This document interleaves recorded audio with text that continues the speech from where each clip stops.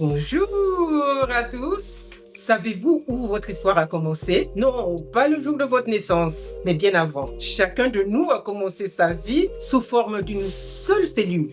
Oui, une minuscule petite cellule, quelque chose de tellement petit qu'on ne peut pas voir à l'œil nu. Il faut utiliser un microscope pour l'apercevoir. Et pourtant, c'est de cette minuscule cellule que toute notre histoire humaine commence. C'est vertigineux quand on y pense, n'est-ce pas? Je suis Joséphine Manga Julius, médecin retraité, et je vous invite à partager avec moi l'extraordinaire histoire du développement humain avant même qu'on soit né. Cette histoire est remplie de merveilles et de surprises qui risquent bien de changer votre regard un peu sur vous-même et sur le monde, parce que cette étape est capitale dans la vie d'un être humain. C'est un peu comme les racines d'un arbre qui déterminent toute sa vie future. C'est fascinant. Alors avant de comprendre, de commencer un peu les détails, de plonger dans les détails, voyons un peu le décor. Cette histoire se passe dans une partie du corps de la femme qu'on appelle le système reproducteur féminin. Ce système est bien à l'abri,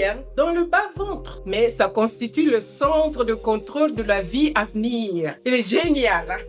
Commençons par la partie la plus externe, qui est la région vaginale. Ça sert de point de dépôt du fruit de la paternité, le fameux spermatozoïde. Et aussi, rappelons-le, c'est la voie de sortie naturelle à la naissance. Et juste au-dessus, on découvre l'utérus comme une suite présidentielle. Et c'est là que le corps humain se développe. L'utérus a la forme d'une bouteille. Je dirais même à l'envers, parce que son col est dirigé vers le bas et son fond se situe en haut. Il est fait de 3 couches différentes, dignes d'un palace. Et je dirais même plus qu'un palace, parce que c'est là que nous avons tous séjourné, du moins pendant les 9 premiers mois de notre existence.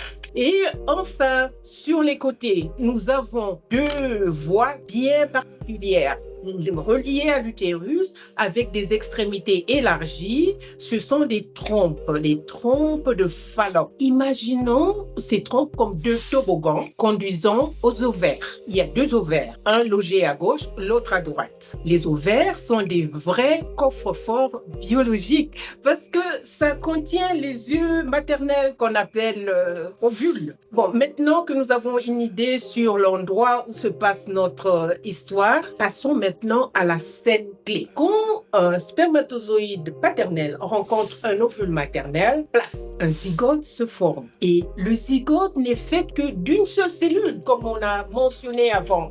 Une cellule invisible à l'œil, microscopique. Et profitons ici pour rappeler qu'en biologie, une cellule, c'est la plus petite unité qui peut vivre indépendamment. C'est en fait l'unité de base de la vie. Et c'est là que tout commence. Cette cellule unique se divise et encore, et encore, et encore, juste comme un groupe de fans qui se multiplient viralement sur les réseaux sociaux. Et ce processus est continu, complexe. Division après division.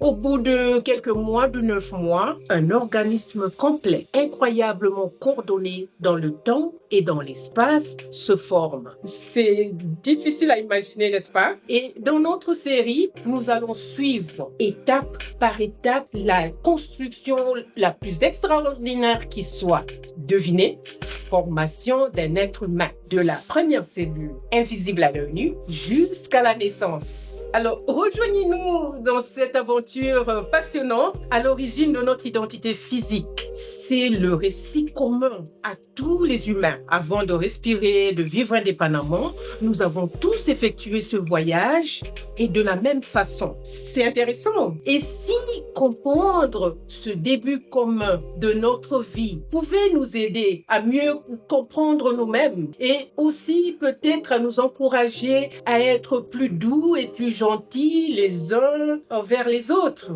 Merci d'avoir été des nôtres aujourd'hui. Si cette vidéo vous a plu, cliquez sur j'aime ou like, partagez-la tant que vous pouvez et surtout abonnez-vous pour ne rien manquer de la suite. Rappelez-vous qu'il s'agit avant tout de comprendre notre propre corps. C'est personnel, mais c'est essentiel pour chacun de nous. Notez que, avant d'être notre propre histoire, nous avons tous été la même histoire. À bientôt. J'ai hâte de partager ce qui suit avec vous.